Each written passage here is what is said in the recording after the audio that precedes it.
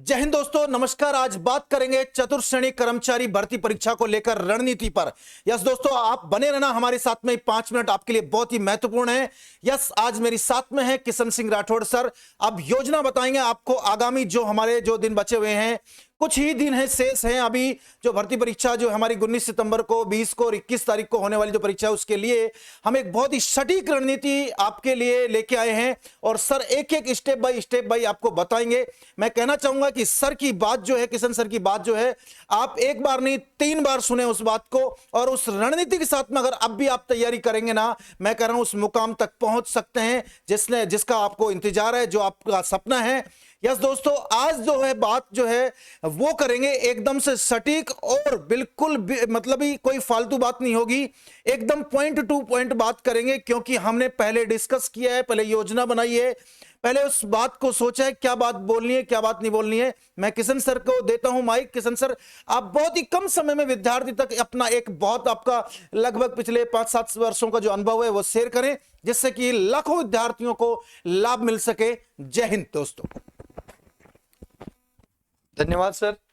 और हमने जो जैसे सर ने बताया कि एक योजना बनाई है कि कैसे अब तक हम बहुत सारे स्टूडेंट्स का सिलेक्शन दे पाए हैं, क्योंकि भूतपूर्व जो क्लास हमारे एग्जाम्स हुए हैं, जैसे एलडीसी अभी रिसेंटली रिजल्ट आया है, बहुत सारे विद्यार्थियों को सिलेक्शन हुआ है। पटवारी में हमारे स्टूडेंट्स का प्रदर्शन बहुत अच्छा रहा है।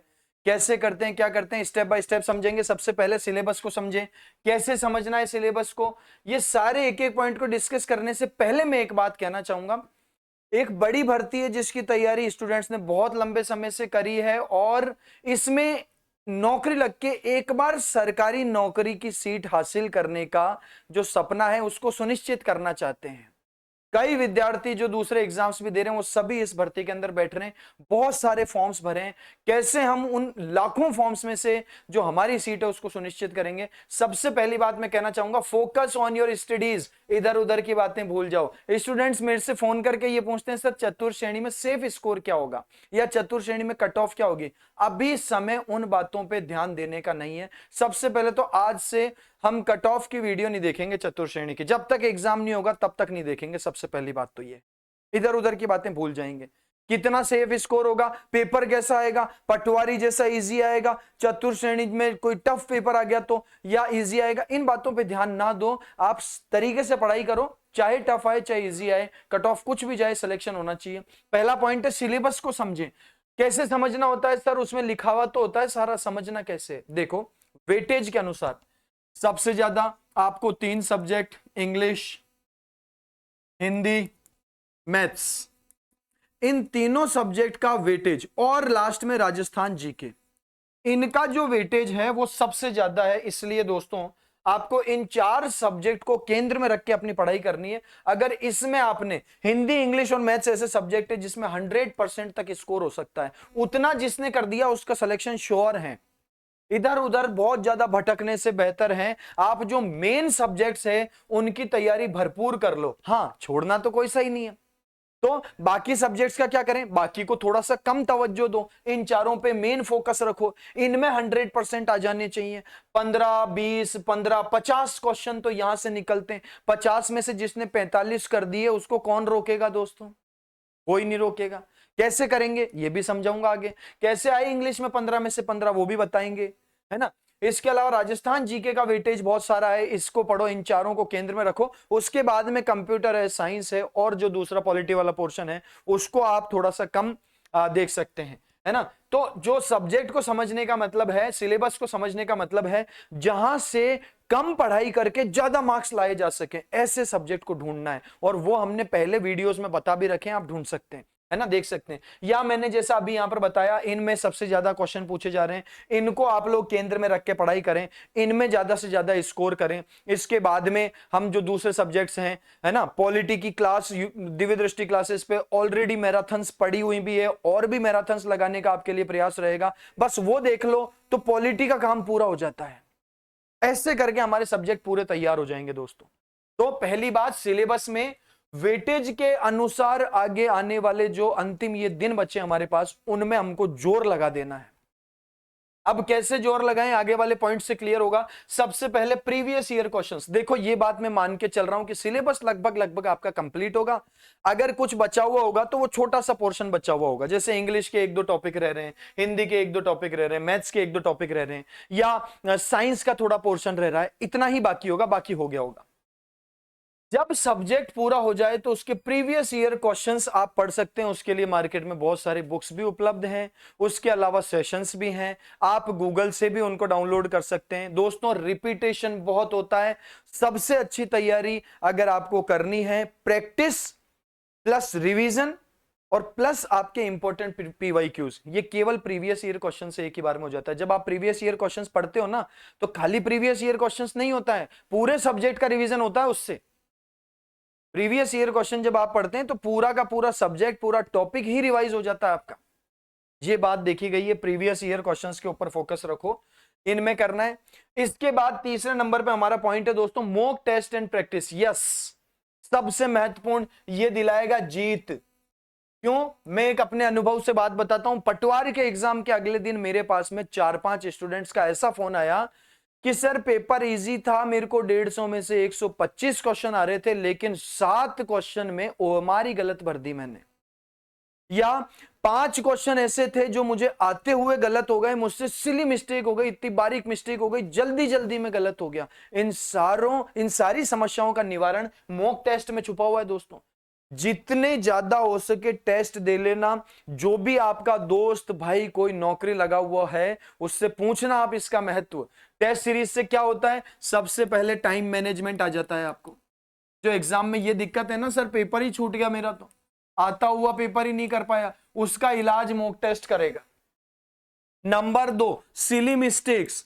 सिली मिस्टेक्स क्या होती है? तो दोस्तों सिली मिस्टेक्स होती है गोले गलत भर देना, या जो ओएमआर शीट में फिल करते समय गलतियां कर देना, या पूछा क्या था जल्दी जल्दी में बताई हमने क्या दिया। इस तरह की जो सिली मिस्टेक्स है, इसको मॉक टेस्ट दूर करेगा। नंबर 3, सबसे इंपॉर्टेंट बात, प्रेशर हैंडल करना आ जाता है।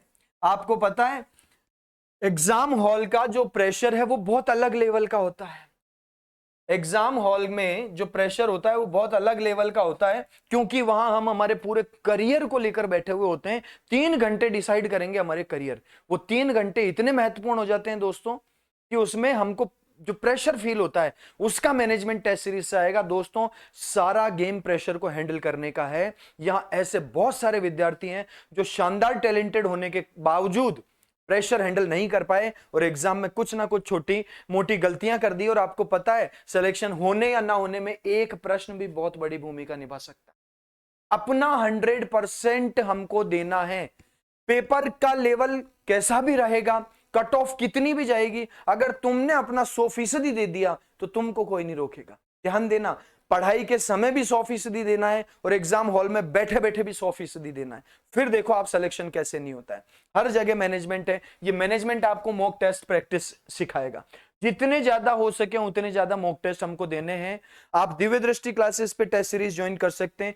इसके अलावा कोई और प्लेटफॉर्म पे टेस्ट सीरीज हो तो वहां से ज्वाइन कर सकते हैं। कोई बुक टेस्ट सीरीज की हो तो वो ले सकते हैं। आप टेस्ट सीरीज भरपूर दीजिए, कोई एक जगह से नहीं 4 जगह से दीजिए, लेकिन ज्यादा से ज्यादा टेस्ट दीजिए। ये तीनों बातें होगी अगर हमारी clear, time management, silly mistakes, pressure management, तब हम हमारा 100% एग्जाम हॉल में दे पाएंगे और वही हमारा सिलेक्शन है।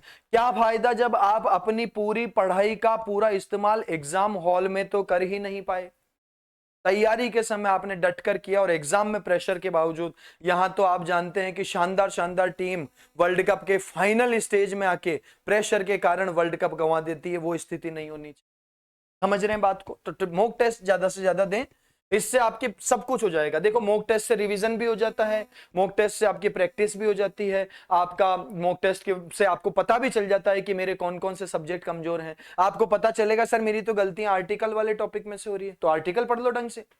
आपको टेस्ट देने के बाद लग जाएगा सर मेरे पैसिव वॉइस का क्वेश्चन गलत नहीं होता, ट्रांसफॉर्मेशन का नहीं होता, लेकिन डायरेक्ट इनडायरेक्ट का गलत होता है, तो उस टॉपिक को पढ़ लो। अपनी कमजोरियां पता चल जाएगी आपको इस टॉपिक से, और बस उन्हीं कमजोरियों के ऊपर प्रहार करके उनको अपनी ताकत में बदल देना है, सिलेक्शन हो जाएगा आपका। ठीक है, अगली बात है रिवीजन। दोस्तों जो आपने अभी तक पढ़ा है उसका क्विक रिवीजन करें। आप एक टारगेट सेट करें कैसे कि जैसे मान लो अभी हम कह देते हैं एग्जाम के 20 दिन है, तो आने वाले 3 दिन के अंदर मैं हिंदी और इंग्लिश सब्जेक्ट का कंप्लीट रिवीजन करूंगा।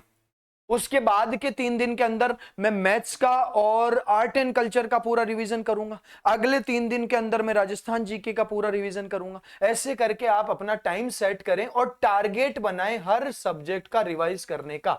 2 दिन में ये रिवाइज, 2 दिन में ये रिवाइज। मैं कहता हूं टारगेट सेट करोगे तो टारगेट ऐसा होना चाहिए सेट करने के लिए कि जब तक मेरा रिवीजन का टारगेट पूरा नहीं होगा तब तक मैं आज नहीं सोऊंगा, कुछ भी हो जाए आने वाले 20 दिन में, चाहे कुछ ही हो, है ना। रात को उठ के मुंह धो लूंगा, चाय पी लूंगा, कॉफी पी लूंगा, आंखों पे विक्स लगा लूंगा, लेकिन सोऊंगा नहीं जब तक मेरा रिवीजन पूरा नहीं हो जाता। टारगेट सेट कर लो, 2 दिन में आने वाले में यही सब्जेक्ट रिवाइज करने। अपने सिलेबस को बांट लो, 10 दिन के अंदर 2-2 दिन सबको दे दो और उसको पूरा रिवाइज करके फिर करो।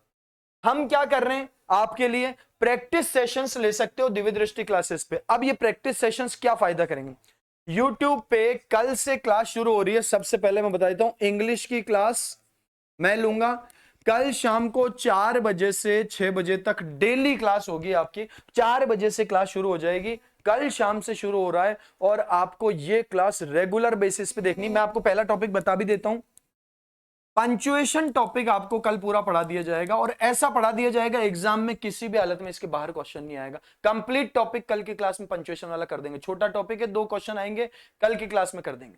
उसके बाद एक आपका टॉपिक है वर्ड ऑफन कंफ्यूजेस, ये आपको बहुत तकलीफ देता है और इस टॉपिक को हम परसों की क्लास के अंदर फिनिश कर देंगे। ऐसे करके हम पूरा रिवीजन, इससे क्या होगा, कंप्लीट रिवीजन भी हो जाएगा, प्रैक्टिस भी हो जाएगी। कोई अगर चीज हमको नहीं आती होगी तो वो भी सीख लेंगे। पूरे 15 में से 15 वाली सीरीज, इसको कहता हूं मैं कि 15 में से 15 वाली सीरीज है दोस्तों।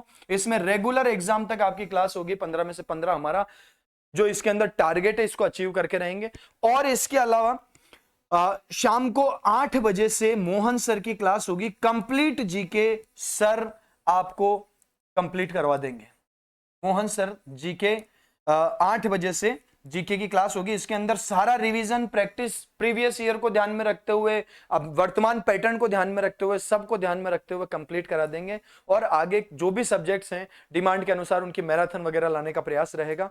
तो ये स्ट्रेटजी आप अगर फॉलो करोगे, इन 4-5 स्टेप्स पे ध्यान दोगे, हमारे साथ बने रहोगे, तो भरपूर आपकी प्रैक्टिस और 100% सिलेक्शन होगा। कल से हम लोग ये 2 क्लासेस पे ध्यान दें, शाम को 4 बजे और शाम को 8 बजे। ये रेगुलर क्लासेस हैं। सब्सक्राइब नहीं किया हो चैनल तो सब्सक्राइब कर लेना और इस सेशन को शेयर कर देना और ज्यादा से ज्यादा ध्यान रखना इन बातों को कि हमको करना क्या है कि सिलेक्शन हो। भर्ती बड़ी है, पद ज्यादा है, लेकिन कंपटीशन भी उतना ही है। अपनी सीट को सुनिश्चित करें, 100% सिलेक्शन प्राप्त करें दोस्तों। कल मिलते हैं और शानदार तरीके से हमारी तैयारी करते हैं दोस्तों। आज के इस सेशन में इतना ही। जय हिंद।